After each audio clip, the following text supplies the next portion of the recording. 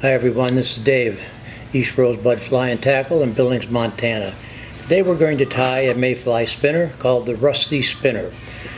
Mayflies, of course, change colors often from the dun to the spinner stage. The most significant part of it is that the wings become virtually transparent. I'm going to tie it in rusty color. This is an olive one for Baetis, but I'm going to show you how to split these tails. Thanks to Charlie Craven. Thanks, Charlie, for your idea. And I like to use a biot for the abdomen. So I think you'll learn a couple of tricks here you'll find very, very interesting and usable for you. Any dry fly hook is suitable. I like to use a ring eye or a straight eye hook for these flies, like a Tiemco 101. This is the size 16. And of course you can tie these spinners as small as you like. With tricos you're looking at 22s and even 24s. But for the rusty spinner, which can imitate several different mayflies, as they change color, we have several mayflies that when they change colors, the body is a nice rusty color. So this fly can be used for several different mayfly hatches. We'll start our thread, which is 8/0 Vivus, a couple of eye lengths back behind the eye, and wrap a smooth thread base. Whoops, I'm sorry. Very first step is to cut off about 6 inches of your thread and secure it somewhere where you won't lose it, just putting it in my hackle pliers. We'll start this once again. A couple of eye lengths back. A nice smooth thread body to the end of the shank. Now for the tails, I'm using these mayfly tails distributed by Hairline. Other companies also distribute them. Basically a nylon paintbrush. They are tapered at the tips. They come in several different colors: white, dun, brown. We have some that are even banded. What I'm going to do is take 3 of these. Now these tails simply refuse to stack in a hair stacker. So you'll have to even the tips up by hand as best you can. If they're still attached at the base, go ahead and clip that off. And just gently tap them. You can get them pretty even. All right. I'm going to tie these in hook shank length.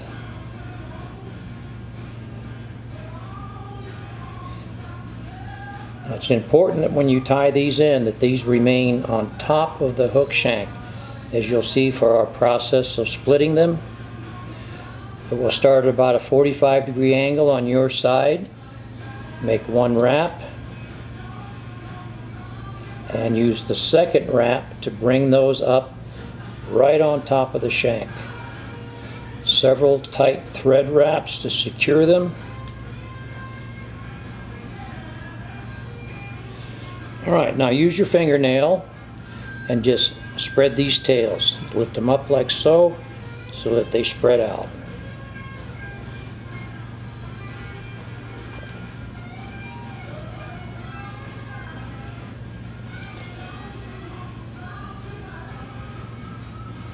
Alright, now we'll get our piece of thread that we cut off earlier. What we're going to do is basically make a lasso. We're going to come up at the middle tail. That's the only one we want to grasp, is the middle tail.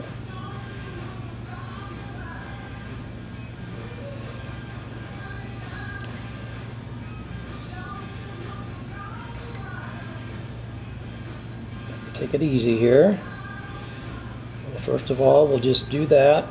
Make a thread wrap. And then between our fingers and the loop, we can adjust these tails so that they're nice and spread. This is an important feature for the mayfly spinners in that it helps to balance this fly on the water. These are the outriggers.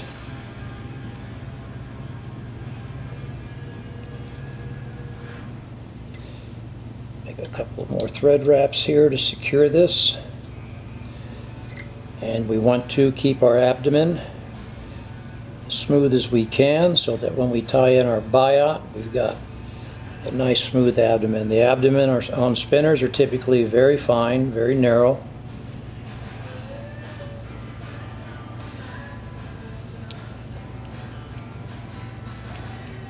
And come back to the butt of the tails. Now I like to use a goose or a turkey buyout for my spinner bodies. I think it's a much nicer effect than just plain dubbing. Plus it won't soak up water, and it's very durable. Now if you tie in your buyout, if you see you have a hard leading edge on one side and a softer edge on the other. If you tie in your buyout so that when you wrap, the hard edge goes forward, you'll end up with a smooth body. If you tie it in where the hard edge is following the wraps, then you'll end up with a ribbed body, which is a very effective segmentation, is what I like to do on most of these spinners. So we're simply going to catch this buyout on my side of the hook by the tip.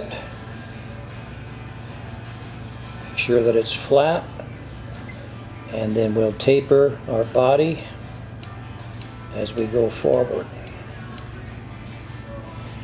Now I use just regular head cement that I keep very thin before I wrap the buyout. This helps to make it more durable. So just a real thin coat of this.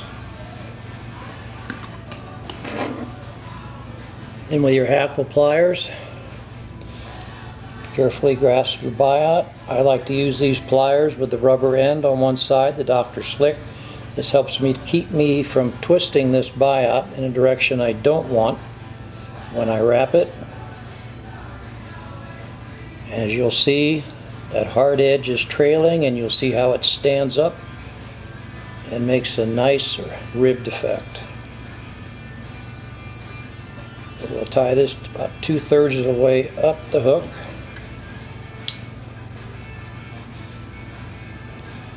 On a size 16 and smaller hook, a goose buyout is fine. On 16s and largers, however, I do like to use a turkey buyout. It's longer, gives me a little more to work with. Alright, for the wing, I'm using clear sparkle yarn. For this size fly, I like to use about 1/2 of a strand. I see a lot of spinners that are over-winged. Remember that these wings are just about transparent, and that's the effect that you're looking for. So about 1/2 a strand of this, cut off a piece, and we'll simply X-wrap it in place. About an eye length, maybe a little bit more back. Now different spinners have different proportions. I'm going to tie this in and use a standard proportion, which is about to the end of the hook. But if you look at Baetis mayflies, you'll see that the wings are longer than the body, 1.5 times as long. On Tricos, the wing is not only much longer than the body, but also broader, thicker across.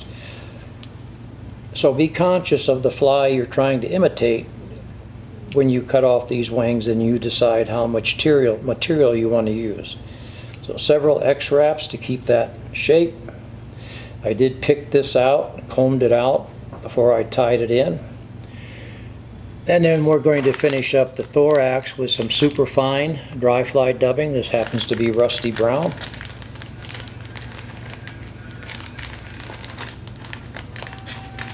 But spinners come in a multitude of colors. Like the one I showed you at the beginning for Baetis, I like an olive buyout and olive dry fly dubbing. You want to keep this very thin. We don't need a lot of it, and we do want to have good control over it.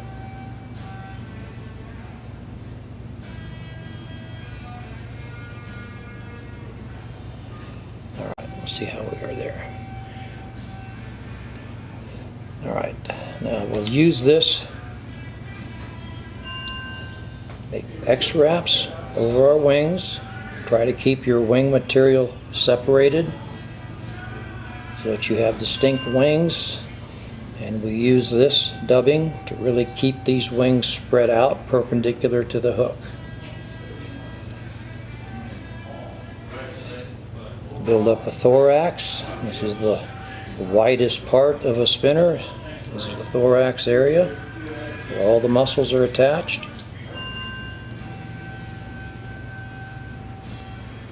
And we'll finish up with a neat thread head and a whip finish. Make sure you don't capture your wing material in your whip finish.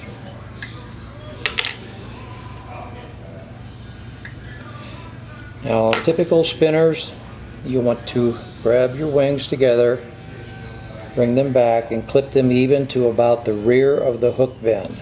Make sure you don't get your tail in there. Make one clip.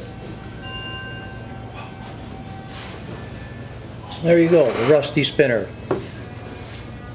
In upcoming segments, I'll show you how to tie some other spinners and how to do some different things with the tail. Thanks for joining us. As always, if you have any questions or comments, please don't hesitate to contact us. Thank you.